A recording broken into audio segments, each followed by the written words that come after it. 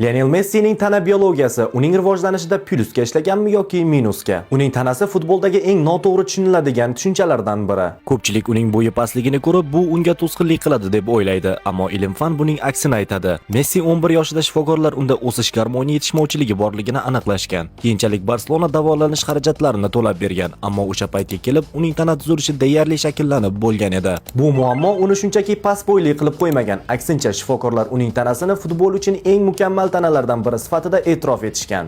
Messining tanasiga qarang, uning tizzalari yerga yaqinroq joylashgan. Bu esa uning og'irlik markazi past ekanini anglatadi. Past og'irlik markazi esa yakkama-yakka kurashlarda juda katta ustunlik beradi. U raqiblar bilan to'qnashganda muvozanatni yo'qotmaydi. Hatto go'yoki ulardan Messi sakrab chiqib ketgandek bo'ladi. Ilm-fanda bu yer reaksiyasi kuchi deb ataladi. Bu shuni ham anglatadiki, Messi turli yo'nalishlarga juda tez burila oladi va maksimal tezligiga boshqalarga qaraganda tezroq chiqadi. Uning oyoq-qo'llari nisbatan kichikroq bo'lganligi sababli aylanish inersiyasi kuchi ham kamroq bo'ladi. Oddiy qilib aytganda, siz yoki men to'pni boshqarish davomida 2 marta unga teginadigan bo'lsak, Lionel Messi buni shunchaki bitta teginishda amalga oshira oladi. Masalan, Thierry Henry Messining eng buyuk gollaridan birini tasvirlar ekan, mashhur Ankara Messi golini emas, balki Malagaga qarshi urilgan golni tanlagan. O'sha vaziyatda Messi bir lahzada tashqariga kesib chiqib, keyin yana ichkariga qaytgan, hatto oyog'ini yerga to'liq qo'ymasdan turib. Lionel Messi shunchaki daho emas, u futbolning haqiqiy kapitan Amerikasi. Genetik jihatdan esa juda noyob fenomen. Obuna bo'ling demayman, agar sizga mana shunday kontentlar manzur keladigan bo'lsa, tanlov aynan o'zingizda.